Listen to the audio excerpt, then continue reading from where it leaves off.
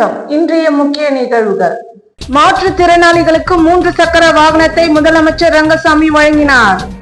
காரைக்கால் துறைமுகம் குறைந்த வாடகைக்கு தனியாருக்கு விடப்படுவதால் புதுச்சேரி அரசுக்கு ஆண்டிற்கு ரூபாய் 600 கோடி இழப்பு ஏற்படுவதாகவும் இது ஆட்சியாளர்களின் திட்டமிட்ட முறைகேடு அதிமுக மாநில செயலாளர் அன்பழகன் குற்றம் சாட்டினார்.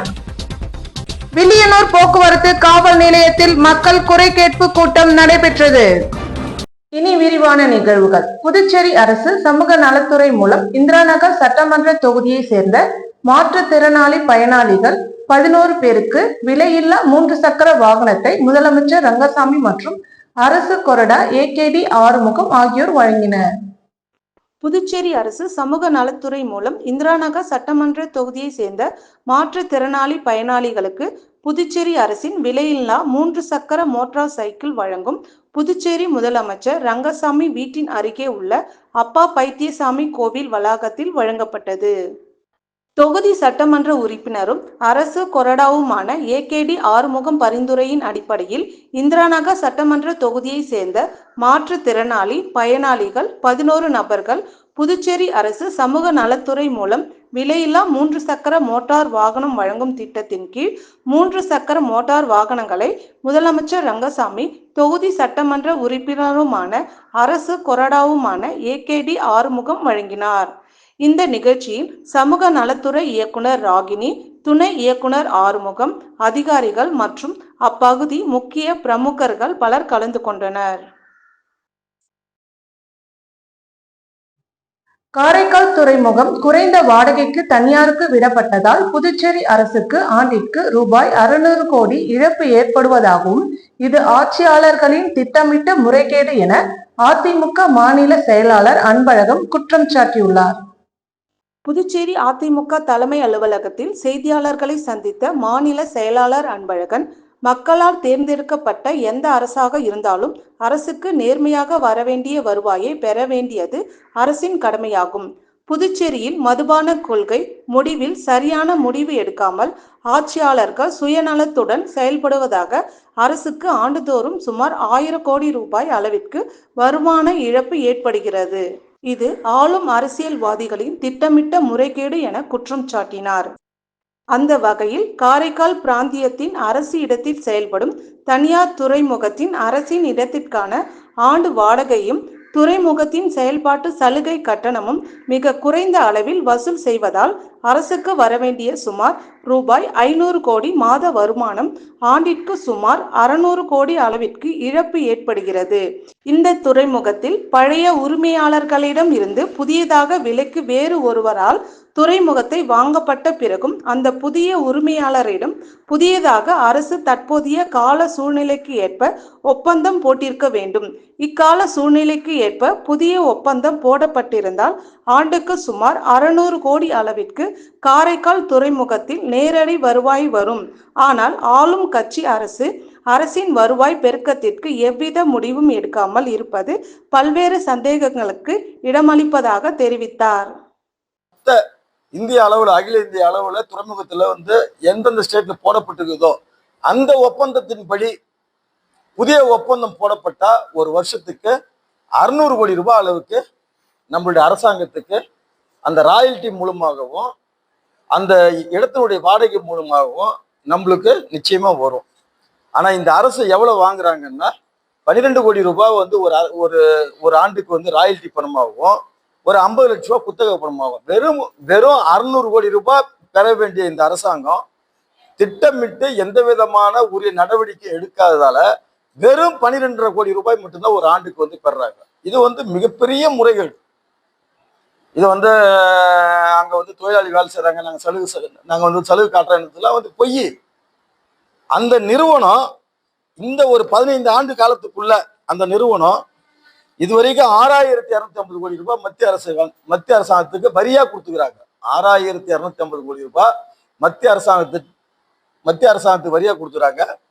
ரயில்வேக்கு மட்டும் சுமார் 4155 கோடி ரூபாய் அந்த டிரான்ஸ்போர்ட் சார்ஜாக கொடுத்துறாங்க. ஏறத்தாழ 11,000 கோடி ரூபாய் அளவுக்கு இந்த 15 ஆண்டுக்குள்ள மத்திய அரசாங்கத்துக்கு இந்த நிறுவனத்தின் மூலம் வருவாய் ஈட்டிக்கிறாங்க. மோசடி மற்றும் கொலை மிரட்டல் வழக்கில் கைது செய்யப்பட்டுள்ள மணவெளியை சேர்ந்த விக்கி என்பவர் பாஜகவில் உறுப்பினர் கூட இல்லை என பாஜக இளைஞர் அணி மறுப்பு தெரிவித்துள்ளது. மணவெளி தொகுதியை சேர்ந்தவர் விக்கி என்கிற ராஜ கணபதி. இவர் தொண்டமாநத்தத்தை சேர்ந்த பாலு என்பவரிடம் சுமார் 8 லட்சம் ரூபாய் கடன் பெற்று மோசடி செய்ததாக திருப்பி கேட்டதற்கு கொலை மிரட்டல் விடுத்ததாகவும் பாதிக்கப்பட்டவர் கொடுக்கப்பட்ட புகாரில் இதில் அரியாங்குப்பம் போலீசார் விக்கியை கைது செய்தனர். மேலும் கைது செய்யப்பட்ட விக்கி மணவெளி தொகுதி பாஜக பிரமுகர் என ஊடகங்கள் மற்றும் சமூக வலைதளங்களில் செய்தி பரவி வந்தது. இந்த நிலையில் மோசடி வழக்கில் கைது செய்யப்பட்டுள்ள மணவெளியை சேர்ந்த விக்கி பாஜகவில் எந்த பொறுப்பிலும் இல்லை, அவர் உறுப்பினர் கூட இல்லை என பாஜக இளைஞர் அணியினர் மறுப்பு தெரிவித்துள்ளனர். பாஜக மாநில தலைவர் செல்வ கணபதி, இளைஞரணி தலைவர் அற்புதராஜ் ஆகியோரின் வழிகாட்டுதலின்படி இளைஞரணி நிர்வாகிகள் செய்தியாளர்களை சந்தித்தனர். அப்பொழுது பேசிய இளைஞர் அணி பொதுச் செயலாளர் கணபதி மற்றும் வருண், மோசடி மற்றும் கொலை மிரட்டல் வழக்கில் கைது செய்யப்பட்டுள்ள மணவெளி தொகுதியை சேர்ந்த விக்கி என்பவர் பாஜகவில் எந்த பொறுப்பிலும் இல்லை, அவர் உறுப்பினர் கூட இல்லை என மறுப்பு தெரிவித்தார். மேலும் அவர்கள் பேசும்போது பாஜக கொடி மற்றும் துண்டை பயன்படுத்தியதற்காக ஏற்கனவே அரியாங்குப்பம் காவல் நிலையத்தில் விக்கி மீது பாஜக இளைஞரணி சார்பில் புகார் அளிக்கப்பட்டு உள்ளதாகவும் அப்பொழுது அழைத்த போலீசார் எச்சரித்து அனுப்பியது தெரிந்த அவர்கள் பாஜகவில் விக்கிக்கு எந்தவித தொடர்பும் இல்லை, தொடர்ந்து அவரை பாஜக பிரமுகர் என செய்திகளில் ஒளிபரப்ப வேண்டாம் என அவர்கள் கேட்டுக்கொண்டனர். பேட்டியின் போது துணைத் தலைவர் விஜயகுமார், சு விக்ராமன், மகேந்திரன், அரியாங்குப்பம் மாவட்ட தலைவர் கோகுல், காந்தி, தொகுதி தலைவர் ராசு ஆகியோர் உடன் இருந்தனர்.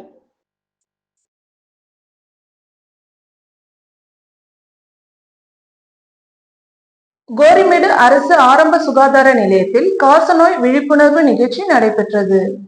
புதுச்சேரி அரசு சுகாதார மற்றும் குடும்ப நலத்துறை தேசிய காசநோய் ஒழிப்பு திட்டம் சார்பில் கோரிமேடு அரசு ஆரம்ப சுகாதார நிலையத்தில் உலக காசநோய் தின விழிப்புணர்வு நிகழ்ச்சி நடைபெற்றது. கிராமப்புற செவிலியர் தனலட்சுமி அனைவரையும் வரவேற்றார்.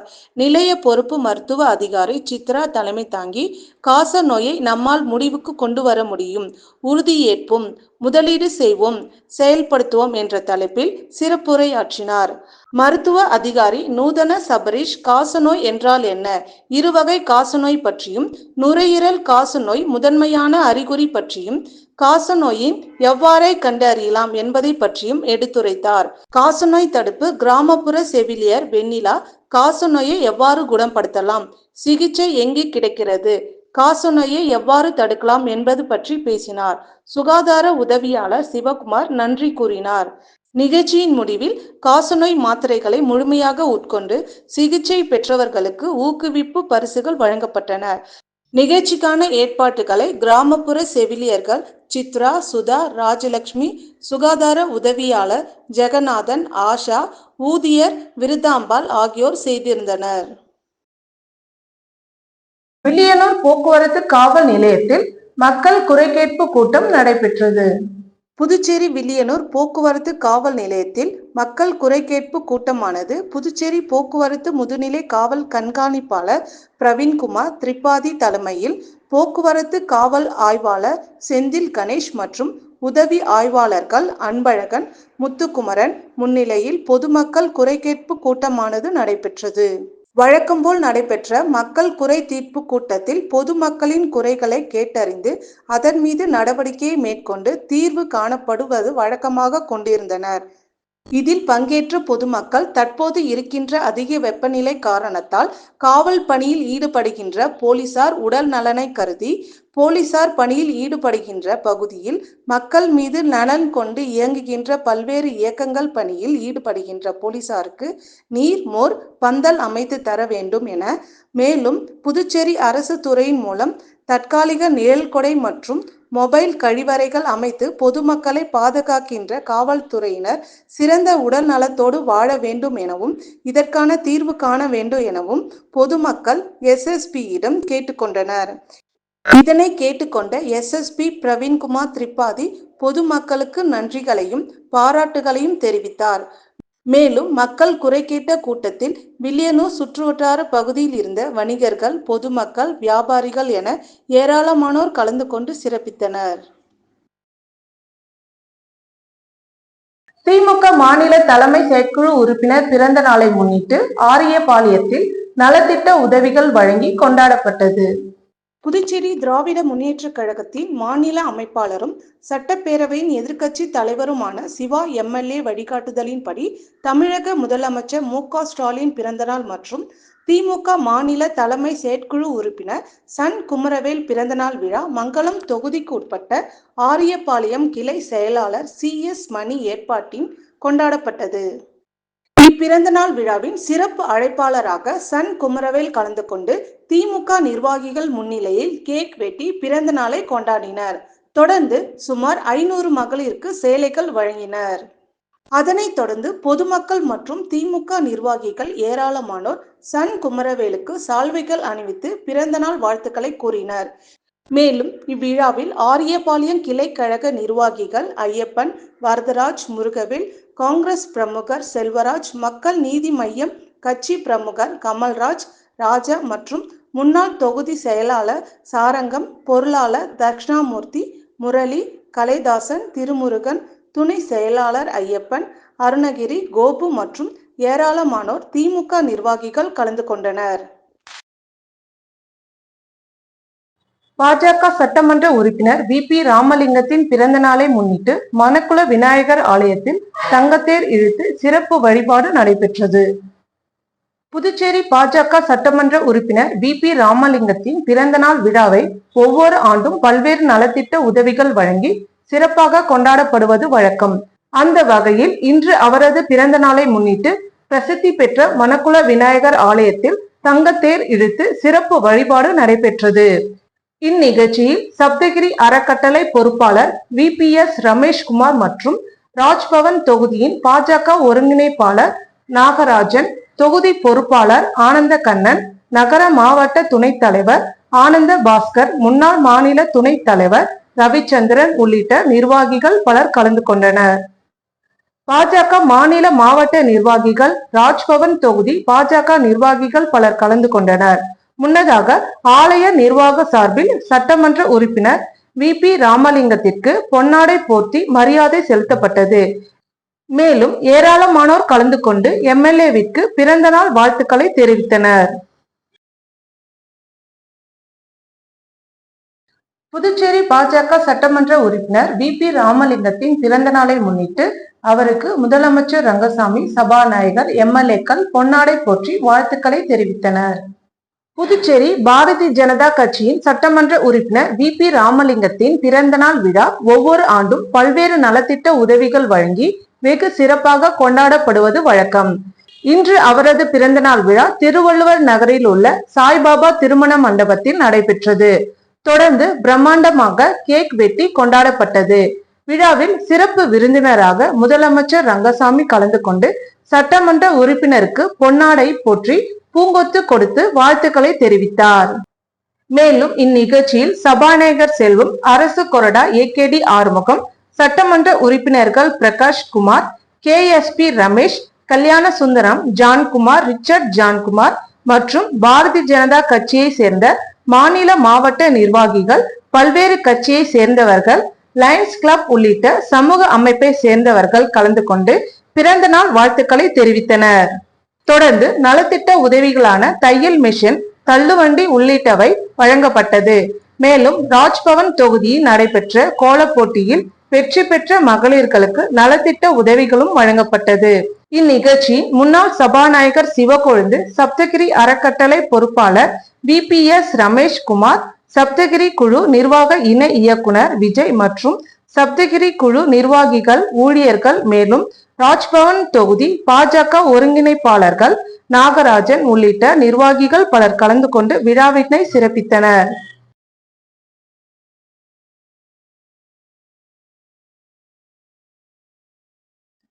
உசுடு சட்டமன்ற தொகுதிக்கு உட்பட்ட தொண்டமாநத்தம் பகுதியில் கிராம நிர்வாக அலுவலகம் கட்டிடம் கட்டுவதற்கான பூமி பூஜையினை அமைச்சர் சாய்ஜே சரவணகுமார் தொடங்கி வைத்தார். புதுச்சேரி மாநிலம் முசுடு சட்டமன்ற தொகுதிக்கு உட்பட்ட தொண்டமாநத்தம் பகுதியில் கிராம நிர்வாக அலுவலக கட்டிடம் ரூபாய் 34,38,000 செலவில் புதியதாக கட்டுவதற்கான பூமி பூஜையை முசுடு தொகுதியின் சட்டமன்ற உறுப்பினரும் ஆதி திராவிட நலத்துறை அமைச்சருமான AK சாய்ஜே சரவணகுமார் தலைமையில் பூமி பூஜை செய்து அடிக்கல் நாட்டப்பட்டது. இந்நிகழ்ச்சியின் பொதுப்பணித்துறை செயற்பொறியாளர் வாசு, உதவி பொறியாளர் ராஜ்குமார், இளநிலை பொறியாளர் ஜோதி மற்றும் பாஜக தொகுதி ஒருங்கிணைப்பாளர் சாய் தியாகராஜன், தொகுதி தலைவர் முத்தாலு முரளி, கட்சி நிர்வாகிகள் ஏழுமலை, பாரதி, மணி, மீனாட்சி சுந்தரம், ஹரி, சடபாலு, தொகுதி நிர்வாகிகள் மல்லிகா, ஊர் முக்கியஸ்தர்கள் சக்தி, முருகன், முசுடு தொகுதி சாலை மற்றும் குடிநீர் பொறுப்பாளர் கருணாகரன், ஒப்பந்ததாரர் ராஜா ஆகியோர் கலந்து கொண்டனர். இப்பணியானது புதுச்சேரி அரசு வருவாய்த்துறை மூலம் புதுச்சேரி அரசு பொதுப்பணித்துறை சிறப்பு கோட்டம் 1 வாயிலாக 3 மாதத்தில் பணி நிறைவடைந்து பொதுமக்களின் பயன்பாட்டிற்கு அளிக்கப்படும் என்பது குறிப்பிடத்தக்கது. இப்பணியானது பூமி பூஜை நிகழ்ச்சி நடைபெற்ற முன்பு நாள் அமைச்சரின் அறிவுறுத்தலின்படி ஊடக பிரிவு மூலம் ராமநாதபுரத்தில் கடந்த 4 ஆண்டுகளில் நடைபெற்ற வளர்ச்சி பணியின் விவரங்களை துண்டு பிரசுரங்கள் தயார் செய்யப்பட்டு அனைத்து இல்லங்களுக்கும் வாழைப்படம், வெற்றிலைப்பாக்கு, துண்டு பிரசுரம் வழங்கி பொதுமக்களுக்கு அழைப்பு கொடுக்கப்பட்டுள்ளது என்பது குறிப்பிடத்தக்கது.